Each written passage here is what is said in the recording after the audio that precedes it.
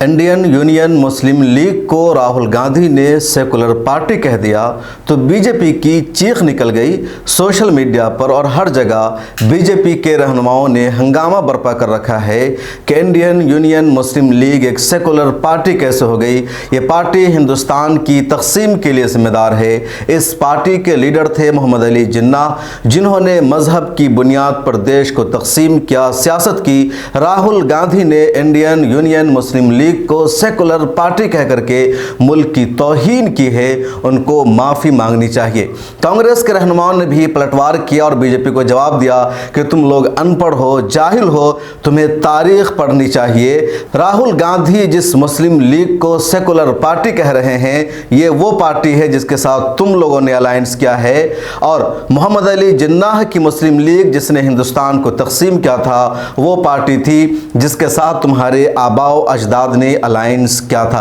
क्या है पूरा मामला, क्या है मुस्लिम लीग की तारीख, राहुल गांधी के दावा में कितनी सच्चाई है, बीजेपी के इल्ज़ाम में कितनी सच्चाई है।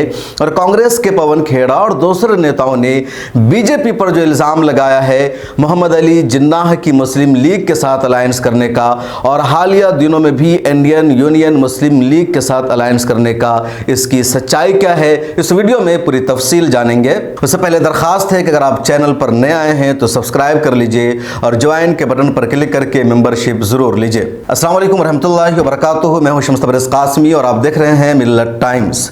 आज़ादी से पहले हिंदुस्तान में दो पार्टी सबसे ज़्यादा सुर्खियों में थी, एक कांग्रेस और दूसरी मुस्लिम लीग। कांग्रेस के बारे में यह तस्वुर था कि हिंदुओं की पार्टी है और मुस्लिम लीग के बारे में तस्वुर था कि मुसलमानों की पार्टी है। हालांकि दोनों पार्टी में मुख्तलिफ कम्युनिटीज़ और समाज के लोग थे। कांग्रेस में बड़ी तादाद में मुसलमान मौजूद थे, इसी तरह मुस्लिम लीग में भी बड़ी तादाद में हिंदू और ख़ासतौर पर दलित समाज के लोग थे। बाबा भीमराव अंबेडकर को पार्लियामेंट पहुंचाने वाली मुस्लिम लीग ही है। अगर मुस्लिम लीग नहीं होती तो बाबा भीमराव अंबेडकर उस वक्त मेंबर ऑफ पार्लियामेंट नहीं बन पाते। तो ये मुस्लिम लीग का कंट्रीब्यूशन माना जाता है। 1930 के बाद मुस्लिम लीग ने क़याम पाकिस्तान की तहरीक चलाई, पाकिस्तान का मुतालबा किया, मजहब के नाम पर एक अलग मुल्क की डिमांड की और उनकी ख्वाहिश पूरी की गई। उसके पीछे एक पूरी साजिश है। RSS पर भी इल्ज़ाम लगता है मुस्लिम लीग का साथ देने का। हिंदू महासभा के बारे में तो सबूत है मुस्लिम लीग के साथ मिलकर हुकूमत बनाने का। 1947 में हिंदुस्तान तकसीम हो गया, पाकिस्तान बना। पाकिस्तान भी बाद में टुकड़े में तकसीम हुआ, बांग्लादेश बना। पाकिस्तान बन जाने के बाद इंडिया में मुस्लिम लीग को बैन कर दिया गया। उसकी जो तमाम लीडरशिप है मुंतशिर हो गई। पाकिस्तान में मुस्लिम लीग रही, इंडिया में मुस्लिम लीग नहीं रही। लेकिन इंडिया में जो मुस्लिम लीग के रहनुमा बच गए थे वो लोग इकट्ठा हुए 1948 में और उन्होंने एक नई पार्टी बनाई, इंडियन यूनियन मुस्लिम लीग। मुस्लिम लीग उस वक्त भारत के अक्सर सूबों में मुतहरिक थी, जहाँ जहाँ मुसलमान थे वो चुनाव लड़ रही थी और लगातार चुनाव जीत रही थी। और उस वक्त मद्रास सूबे के जो मुस्लिम लीग के सदर थे कायद मिल्लत मौलाना मोहम्मद इस्माइल, उनको इंडियन यूनियन मुस्लिम लीग का सदर बनाया गया। उन्होंने क़यादत की और केरला, तमिलनाडु, महाराष्ट्र, बंगाल, उत्तर प्रदेश समेत कई सूबों में मुस्लिम लीग ने चुनाव लड़ना शुरू किया और अक्सर सूबों में उनको कामयाबी मिली। उस वक्त मुस्लिम लीग की हैसियत एक नेशनल पार्टी की थी। आज जब हम इंडियन यूनियन मुस्लिम लीग की बात करते हैं तो जहन में ये आता है कि केरला की कोई लोकल पार्टी है, लेकिन आज से 20-25 साल पहले तक इंडियन यूनियन मुस्लिम लीग पूरे मुल्क में मौजूद थी। हर जगह उनका कैडर था, पार्टी चुनाव लड़ती थी। अब ये पार्टी केरला में महदूद हो गई है। पहली मरतबा 1975 में केरला में कम्युनिस्ट पार्टी की सरकार बनी और कम्युनिस्ट पार्टी ने अपने अलायंस में इंडियन यूनियन मुस्लिम लीग को शामिल किया, उनको जिम्मेदारी दी गई। फिर कांग्रेस के साथ इंडियन यूनियन मुस्लिम लीग का अलायंस हुआ और उसके साथ इंडियन यूनियन मुस्लिम लीग अलायंस में रही। कई मरतबा मुस्लिम लीग अपने अलायंस को बदलती रही, कम्युनिस्ट पार्टी के साथ भी वो सरकार का हिस्सा रही और कांग्रेस के साथ भी सरकार का हिस्सा रही। बाद में पार्टी तकसीम भी हुई और ये तकसीम 1994 में हुई। दरअसल 1992 में बाबरी मस्जिद को शहीद किया गया और बाबरी मस्जिद की शहादत का इल्ज़ाम लगा कांग्रेस के उस वक्त के वज़ीर-ए-आज़म नरसिम्हा राव पर, पूरी कांग्रेस पार्टी पर। मुस्लिम लीग कांग्रेस के साथ अलायंस में थी। उस वक्त के मुस्लिम लीग के सदर इब्राहिम सुलेमान सेठवाला ने कांग्रेस से अलग होने का फैसला किया और कहा कि कांग्रेस के साथ हमारा अलायंस है और हमारी बाबरी मस्जिद को शहीद कर दिया गया। कांग्रेस ने बाबरी मस्जिद को बचाने की कोशिश नहीं की, लिहाजा ऐसी पार्टी के साथ हम अलायंस में नहीं रह सकते हैं। तब इंडियन यूनियन मुस्लिम लीग के ही कुछ रहनुमाओं ने इसकी मुखालफत की की और कहा नहीं, हम कांग्रेस के साथ अलायंस में रहेंगे, अलग नहीं हो सकते हैं। और इसमें सबसे बड़ी रुकावट बन रहे थे केरला के वो एमएलएस जो मिनिस्टर थे, और केरला में उस वक्त कांग्रेस की इंडियन यूनियन मुस्लिम लीग के अलायंस के साथ सरकार थी। इब्राहिम सुलेमान सेठवाला ने अपनी पार्टी के तमाम वजीरों को, तमाम एमएलएस को हिदायत जारी की कि वो तमाम लोग सरकार से इस्तीफा देकर अलग हो जाए, अब कांग्रेस के साथ हमारा अलायंस नहीं रहेगा। लेकिन उन लोगों ने, जो मिनिस्टर थे केरला में, इस्तीफा देने से इनकार कर दिया और कहा कि नहीं, हम सरकार में रहेंगे, इस्तीफा नहीं देंगे।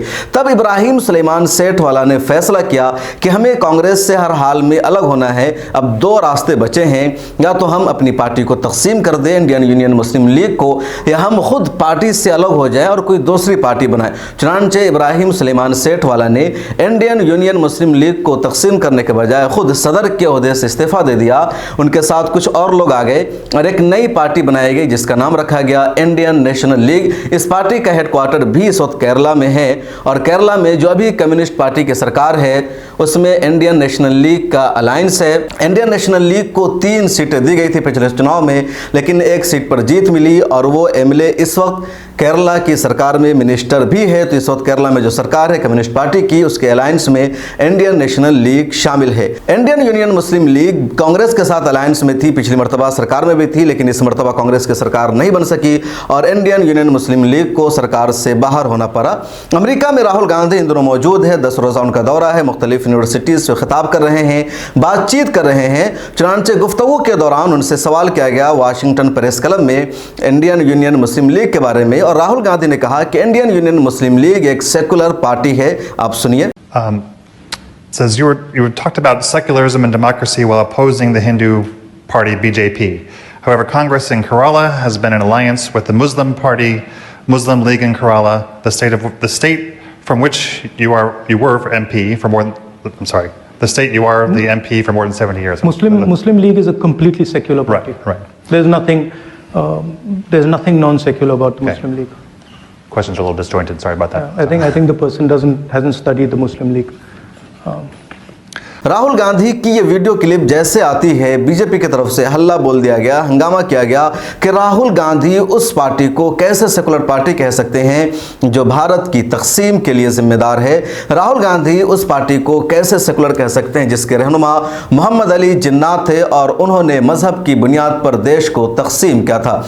कांग्रेस की तरफ से पलटवार किया गया। पवन खेरा ने ट्वीट करके जवाब दिया कि तुम लोग जाहिल और अनपढ़ हो, तुम लोग तारीख को पढ़ो। मोहम्मद अली जिन्ना वाली जो मुस्लिम लीग थी उसके साथ तुम्हारे आबाओ अजदाद ने अलायंस किया था, और मौजूदा मुस्लिम लीग के साथ तुम लोगों ने अलायंस कर रखा है। इस अलायंस का क्या मतलब है? क्या बीजेपी ने कभी भी इंडियन यूनियन मुस्लिम लीग के साथ अलायंस किया है? तो इसका जवाब हाँ में मिलेगा। बात है साल 2012 की, नागपुर में म्यूनसिपैलिटी का इलेक्शन था। उस इलेक्शन में बीजेपी को अच्छी खासी सीट मिली, लेकिन जो अक्सरियत चाहिए 145 सीटें, वहां तक बीजेपी नहीं पहुंच सकी थी। चुनांचे 145 की मेजोरिटी हासिल करने के लिए बीजेपी ने उस वक्त की वहां जो मौजूद थी छोटी छोटी पार्टियां, उन सबसे अलायंस किया, और उसमें इंडियन यूनियन मुस्लिम लीग के साथ भी बीजेपी ने साल 2012 में नागपुर में अलायंस किया। इंडियन यूनियन मुस्लिम लीग के 2 नुमाइंदों को मेयर के चुनाव में जीत मिली थी, तो उन 2 के साथ बीजेपी ने अलायंस किया। ये बीजेपी की तारीख है, इंडियन यूनियन मुस्लिम लीग के साथ अलायंस की। इसी तरह शिवसेना को अभी से पहले तक बहुत कट्टर पार्टी समझा जाता था। हिंदुत्व की अलमबरदार वो पार्टी मानी जाती थी। बाला साहब ठाकरे के ज़माने में उस पार्टी का हिंदुत्व और ज़्यादा उरूज पर था। बीजेपी के साथ लंबे अरसे तक उसका अलायंस रहा। इस पार्टी ने भी कई मरतबा मुंबई में इंडियन यूनियन मुस्लिम लीग के साथ मिलकर के चुनाव लड़ा, तो यूनियन मुस्लिम लीग का अलायंस शिवसेना के साथ भी रहा है। जहां तक बात है कि पहले यानी आज़ादी से पहले क्या आरएसएस की किसी पार्टी ने अलायंस किया था मुस्लिम लीग के साथ, तो ये भी तारीख में सच है। आज़ादी से पहले आरएसएस की जो पॉलिटिकल विंग थी वो थी हिंदू महासभा, और हिंदू महासभा कई जगहों पर, खासतौर पर जो मौजूदा पाकिस्तान का एरिया है वहाँ मुस्लिम लीग के साथ हुकूमत में मौजूद रही है। तो हिंदू महासभा इंडियन यूनियन मुस्लिम लीग के साथ सरकार में मौजूद रही है। तो इसी की तरफ इशारा किया पवन खेरा ने अपने ट्वीट में। इंडियन यूनियन मुस्लिम लीग इस वक्त कांग्रेस के साथ अलायंस में है और जो नेशनल अलायंस बनता है हमेशा उसमें इंडियन यूनियन मुस्लिम लीग को कांग्रेस शामिल करती है। जो दूसरी मुसलमानों की क़यादत वाली पार्टियां हैं जैसे ऑल इंडिया मजलिस इत्तेहादुल मुस्लिमीन या all India United democratic front मौलाना बदरुद्दीन अजमल की पार्टी या इंडियन नेशनल लीग, इन सब को कांग्रेस अपने अलायंस में शामिल नहीं करती है। लेकिन फिलहाल कांग्रेस इंडियन यूनियन मुस्लिम लीग को अपने अलायंस में शामिल करती है, उसे मुकम्मल तौर पर एक सेकुलर पार्टी मान रही है और कांग्रेस का यह मानना है कि मुकम्मल तौर पर सेकुलर पार्टी है।